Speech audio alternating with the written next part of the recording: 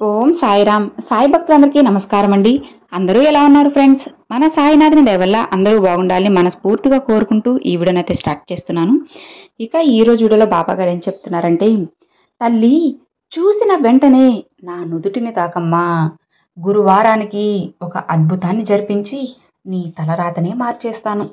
అదేంటో నీ సాయి మాటల్లో తెలుసుకో తల్లి అని బాబాగారితో చెప్తున్నారండి. మరి బాబాగారు మనకి ఏం చెప్పబోతున్నారో, బాబాగారి సందేశం ఏంటో విందామా? తల్లి, ఈ ఉదయాన్నే నీకు ఒక ముఖ్యమైన విషయం చెప్పాలి. అదేంటో తెలుసుకోవాలంటే వెంటనే నా నుదుటిని తాకు బిడ్డా. క్షణంలో గురువారానికి నీకు ఒక అద్భుతాన్ని జరిపించి నీకున్న కష్టాలను తొలగించి నీ తలరాతనే మార్చే విషయం చెబుతాను విను తల్లి. నిన్ను ఏమన్నా నిందించినా అవమానించినా కానీ నవ్వుతూ మాటను దాటేసే తల్లి. వాళ్ళని చూసి చూడనట్టు వెళ్ళిపో. అతి త్వరలోనే గెలుపు నీ సొంతం అవుతుంది. అలా నువ్వు ఎప్పుడైతే ప్రవర్తిస్తావో అప్పుడు నువ్వు నా ప్రియమైన బిడ్డగా మారుతావు. నిన్ను ఇలా చూడాలనే, నీకు ఈ విషయాలు చెప్పాలనే ముందుగానే నిన్ను నా నుదుటిని తాకమన్నానమ్మా. తాకావు కదా, తప్పకుండా నాకిష్టమైన గురువారం రోజు నీకు ఒక మంచి శుభవార్త చేరవేస్తాను తల్లి. అది నీకు ఏ రూపంలోనైనా సరే నీ దగ్గరకు వస్తుంది. నువ్వు వెతికేవన్నీ నిన్ను వెతుక్కుంటూ వచ్చేలా చేస్తాను. ఇప్పుడు నువ్వు అనుకున్నది జరగకపోతే బాధపడకు బిడ్డా. అది అంతేలే అని సరిపెట్టుకో. దాని గురించి అస్సలు ఆలోచించవద్దమ్మా. జరిగేవన్నీ మంచిగా అనుకో తల్లి. అలాంటి నమ్మకాన్ని ముందు నువ్వు పెంచుకో. నాకు కావాల్సింది నా బాబా ఇస్తారు అని ధైర్యంగా ఉండు. నీ చుట్టూ ఉన్నవారి గురించి అస్సలు ఆలోచించవద్దమ్మా. నా ఆశీర్వాదం నీకు అందిస్తున్నాను కదా. నా ఆశీర్వాదం పొందిన నీకు నీ బాబా దయ వల్ల అంతా మంచిగా జరుగుతుంది. ఇప్పటి వరకు నువ్వు పడ్డ కష్టాలను తలుచుకొని భయపడకు, బాధపడకు. ఆ కష్టాలను ఎదిరించి పోరాడమ్మా.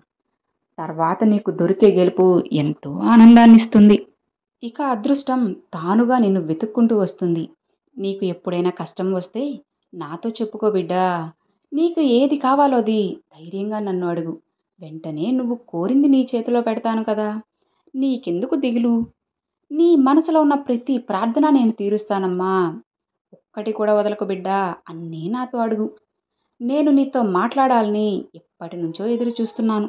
తల్లి, నువ్వు నన్ను ఎప్పుడు కూడా ఒక రాయిలా విగ్రహంలో చూస్తూ వాటికే పూజలు చేస్తూ ఉండదకమ్మా. నన్ను నీ తండ్రిలా అనుకో. అంతా నేను చూసుకుంటాను కదా.